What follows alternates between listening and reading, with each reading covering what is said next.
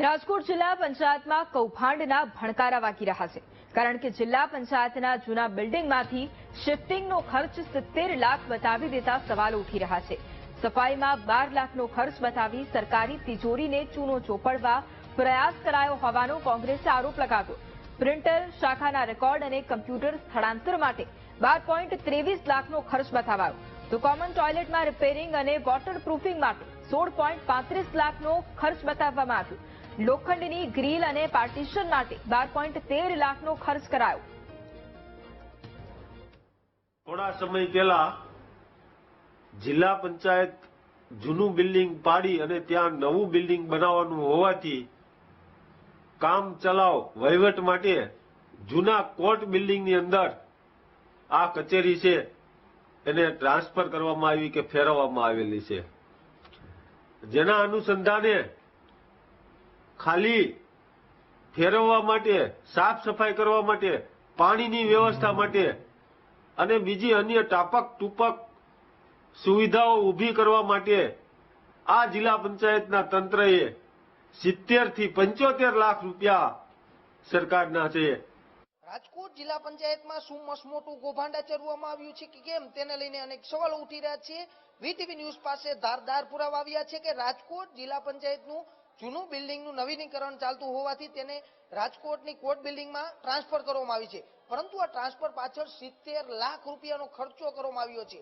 તે પણ ખર્ચો કેવો તે હું દેખાડી। સૌપ્રથમ 4,80,000 કડિયાકામ, સામાન્ય કડિયાકામ અને જે રાઉટરના પાટિયાઓ લગાવવામાં આવ્યો છે તેની પાછળ 4,80,000 નો ખર્ચ કરવામાં આવ્યો છે। આવા અલગ અલગ મુદ્દાઓ છે। કબૂતરની ચરક સાફ કરવાના 12 લાખ રૂપિયાનો ખર્ચો આવ્યો છે। શું આ અધિકારીઓ આવા રીતે મૂર્ખ બનાવવા માટે લોકોના પ્રજાના પૈસાનું કૌભાંડ કર્યું છે કે કેમ, તેને લઈને અનેક સવાલો ઉઠી રહ્યા છે। હું આ દ્રશ્યો દેખાડી રહ્યો છું રાજકોટ જિલ્લા પંચાયતના કે ત્યાં કલર કામના બદલે પણ તેવું કલર કામનું બિલ પણ મૂકવામાં આવ્યું છે।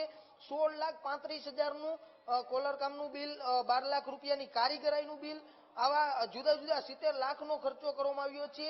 15 જેટલા જીસવાનના પ્લેટફોર્મ બનાવવાના, પાર્કિંગમાં રિપેરિંગ કરવાના નામે આ શું મસમોટું કૌભાંડ આચરવામાં આવ્યું છે કે કેમ, તેને લઈને અનેક સવાલો ઉઠી રહ્યા છે। આ પડદાઓ જે લગાવવામાં આવ્યા તેની પાછળ 12 લાખનો અધધ ખર્ચો કરવામાં આવ્યો।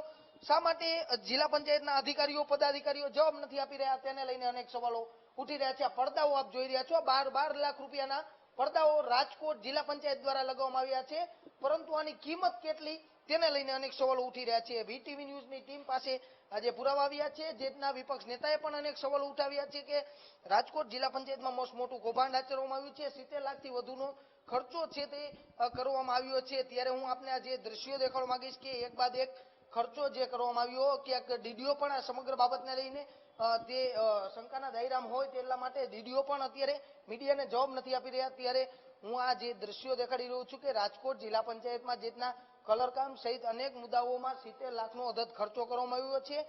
ત્યારે આ દ્રશ્યો છે રાજકોટ જિલ્લા પંચાયતનું જે બિલ્ડિંગ આવેલું છે અત્યારે જે ટ્રાન્સફર કરવામાં આવ્યું, આ જ બિલ્ડિંગના હું આપને દ્રશ્યો દેખાડવા માંગુ છું। અને રાજકોટ જે જિલ્લા પંચાયતના ડીડીઓ જ્યાં બેસે છે તે ચેમ્બર ખાતેના પણ હું દ્રશ્યો દેખાડવા માંગીશ। માત્ર ઉપર એક કલરનો હાથ મારી દીધો, વાત પૂરી કરી નાખી। આ દ્રશ્યો છે 12 લાખ રૂપિયાનો ખર્ચો કર્યો કોને? આ દ્રશ્યો છે 12 લાખ રૂપિયાનો ખર્ચો ગયો ગયા કલર કામ પાછળ।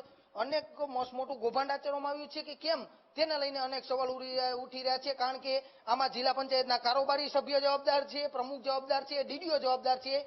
કૌભાંડની તપાસ રાજ્ય સરકાર કરાવશે કે કેમ, તેને લઈને અનેક સવાલ ઉઠી રહ્યા છે। ત્યારે રાજકોટના સીધા દ્રશ્યો જોઈ શકો છો કે આ જે કલરના માત્ર થીગડા મારીને તેઓએ 12 લાખનો ખર્ચ બતાવી દીધો છે।